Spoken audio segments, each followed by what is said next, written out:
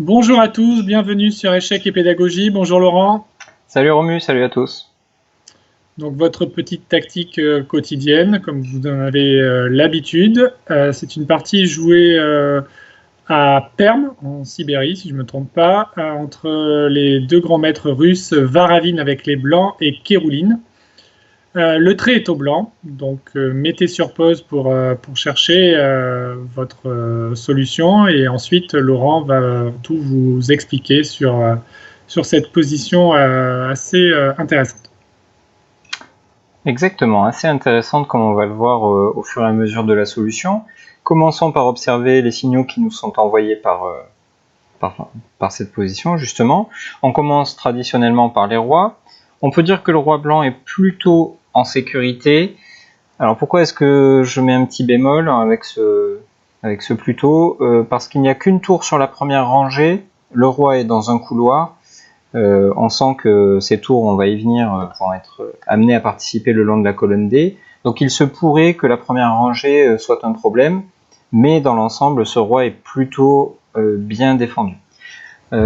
Chez les noirs, là aussi, on pourrait dire que c'est pas si mal parce qu'il y a encore 4 pions qui sont devant, la tour sur la 7e qui protège, mais justement, les pions ont été avancés, ça crée certaines aspérités dans la position. On voit la case H6 qui n'est pas défendue.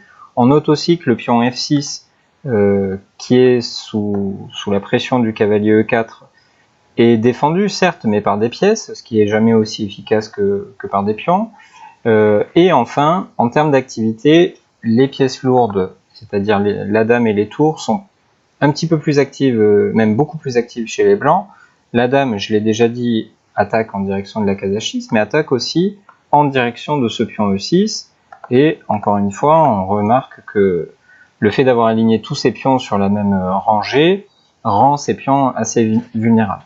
Pour ce qui est des tours, là aussi, on l'a dit tout à l'heure, les tours sont doublées sur la seule colonne ouverte de l'échiquier, alors qu'à l'inverse, les tours noires sont plutôt passives, plutôt défensives, et la dame là-bas sur A7, bon, est-ce qu'elle est totalement hors jeu? Je ne sais pas si on peut dire ça comme ça, parce que par sa puissance naturelle, elle fait du travail le long de la 7e, le long de la diagonale noire A7G1, mais elle n'est pas vraiment là où se passe l'action, c'est-à-dire plutôt sur l'aile droite quand même. Donc, tout ceci nous amène quand même à chercher des coups forcés. On voit que le cavalier est attaqué 2 fois, le pion F6 est sous pression lui aussi. Bref, il va se passer des choses à ce niveau-là. Et c'est pas très surprenant que le coup candidat et le coup qui a été joué dans la partie soit le pseudo-sacrifice tour prend D7. Alors, quelle est l'idée de ce coup? On imagine que c'est dévier la tour de la défense du pion E6, si je... Exactement, ouais. On veut que le pion E6 devienne plus vulnérable, puisqu'il est sous pression, sous la pression de la dame, et par la même occasion, quand on dévie la tour E7, on a aussi supprimé, je vous remontre comment c'était, ce cavalier D7 qui protégeait F6, donc on a à la fois le beurre et l'argent du beurre, c'est-à-dire qu'on supprime un défenseur et on en dévie un autre. Donc après tour prend D7, bon, les noirs n'ont pas trop le choix, il faut qu'ils récupèrent le matériel, hein, sinon ils ont perdu gratuitement un cavalier. Donc tour prend D7, et on arrive à jouer notre coup dame prend E6, qui fait échec, et qui attaque une deuxième fois cette tour sur D7. Donc là, il faut parer l'échec et défendre la tour. Donc il y a deux solutions, j'imagine. Soit Exact. on défend la tour D7 par tour FF7, soit on met la tour D7, on interpose la tour D7, on la remet en F7, si je comprends Exactement, bien. ouais. Donc, il faut jouer tour F7, peu importe, enfin, pas peu importe laquelle, mais il va falloir mettre une tour en F7. Alors, commençons par tour FF7.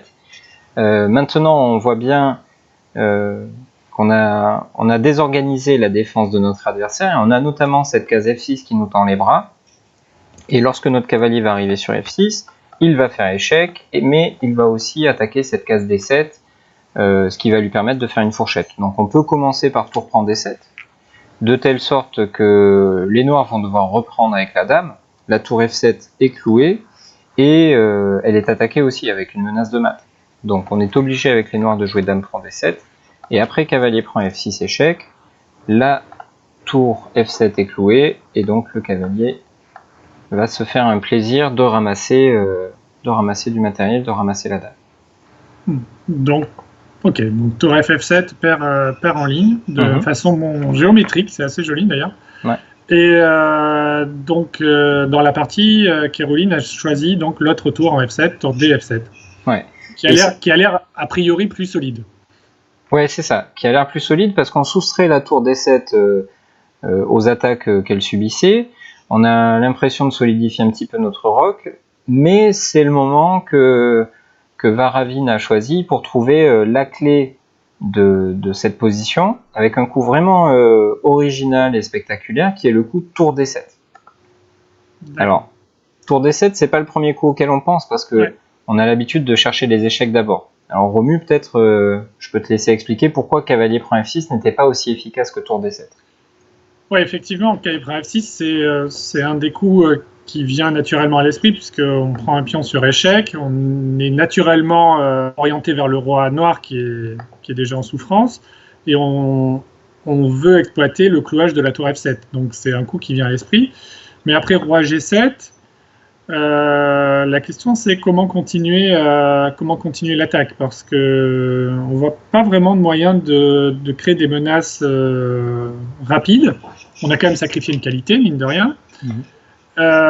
Si on bouge le cavalier, par exemple cavalier G4 avec l'idée de faire cavalier, peut-être ramener le cavalier sur E5 ou essayer de monter une attaque, ou dame E5 aussi évidemment comme menace directe.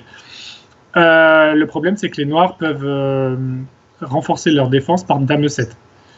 Et la dame, qui tout à l'heure, tu disais, elle était assez loin des événements, maintenant revient en jeu, colmate un peu les brèches autour du roi noir, contrôle les cases importantes, notamment donc la case E5, on vient d'en parler. Et on voit pas trop comment les blancs peuvent sérieusement inquiéter les noirs. Et en fait, les noirs ont quand même une qualité de plus, quoi. Donc, alors, certes, il y a deux pions qui compensent cette qualité, mais on va dire que la partie bat son plein et on peut pas encore... on est même à des années-lumière de pouvoir dire que les blancs ou les noirs vont gagner cette partie. En tout cas, les blancs, c'est sûr que c'est pas possible. Donc ce cavalier prend F6 échec, c'est une fausse piste, entre guillemets, et ce qu'il faut comprendre, c'est que cavalier prend F6, tout de suite, ne fait rien d'autre qu'un échec et n'apporte pas de plus-value à l'attaque. Donc ce qu'il faudrait, c'est que ce cavalier prend F6 soit beaucoup plus efficace, et c'est comme ça qu'on trouve des coups comme tour D7.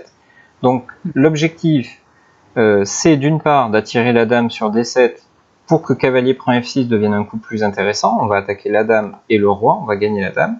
Et par la même occasion, évidemment, on ne fait pas qu'un piège, on n'est pas là pour ça.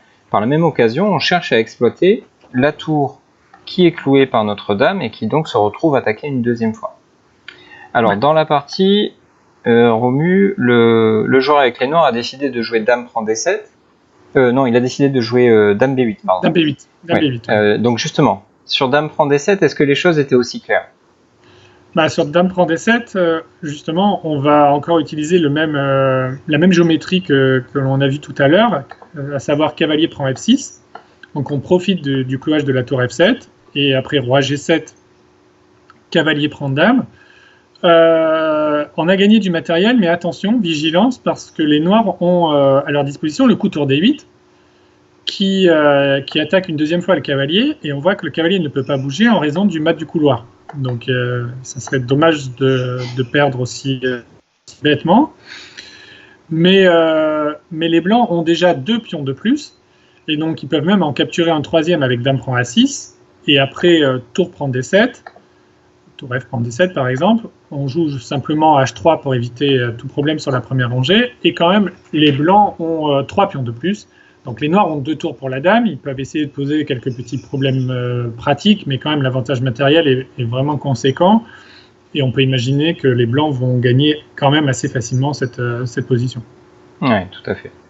Et justement, cette faiblesse de la première rangée, elle peut nous amener aussi à envisager une autre défense, une autre tentative de défense pour les noirs, ce serait le coup dame 3.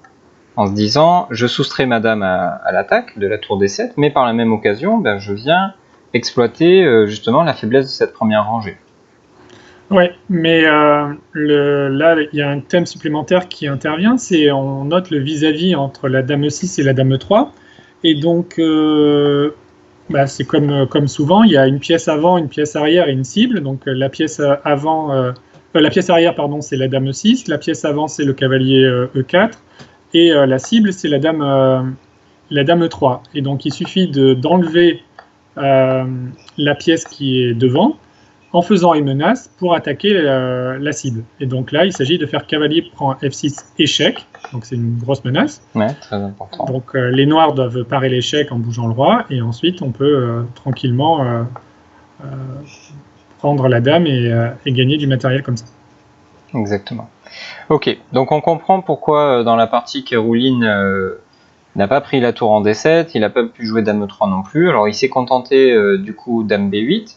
Mais maintenant, on va pouvoir passer à l'action au niveau de cette tour F7 qui est clouée. Donc on a déjà dit plusieurs fois qu'elle était clouée.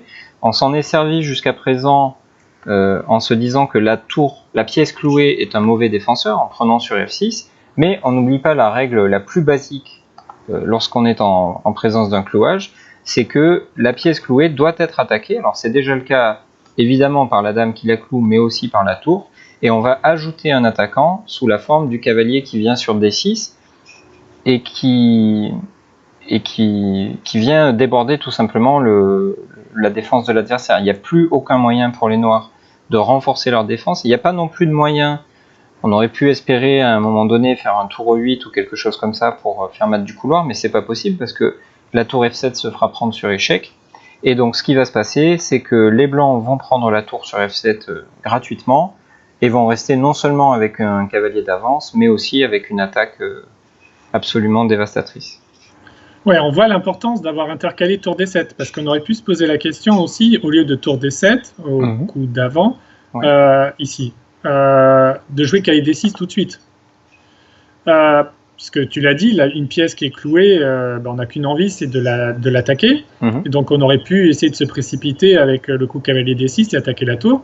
Mais là, les noirs avaient à leur disposition dame E7, le fameux coup de défense déjà évoqué dans une autre variante. On voit que la dame revient en défense, attaque la dame adverse, et c'est assez difficile de continuer. Par exemple, dame D5 pour essayer de garder le clouage, mais ça se heurte à certainement tour D8. Et on cloue le cavalier, et on voit que ce sont les blancs qui ont des problèmes maintenant. Le cavalier D6 étant cloué, et on voit qu'il n'y a pas vraiment d'harmonie entre les pièces, et les noirs vont s'en tirer. Ils vont même gagner, je pense, cette position. Ouais. Donc c'est important d'intercaler tour D7 pour justement obstruer la dame de la défense de la tour F7, de la dégager de cette 7e rangée, et ensuite seulement faire cavalier D6. Ouais, et en plus, par la même occasion, on renforce notre propre attaque. Donc on fait coup double. Ouais, tout à fait. Clairement. Ben, merci Laurent pour cette belle explication. On espère que cette position vous aura plu. On vous conseille de la liker si c'est le cas, de vous abonner à la chaîne si ce n'est pas déjà fait. Et n'hésitez pas à nous faire des commentaires. Vos retours nous sont toujours précieux et on essaie d'y répondre à chaque fois que vous nous envoyez des messages, et on vous en remercie d'ailleurs. Et on vous dit à demain pour une prochaine tactique du jour. Au revoir. À demain.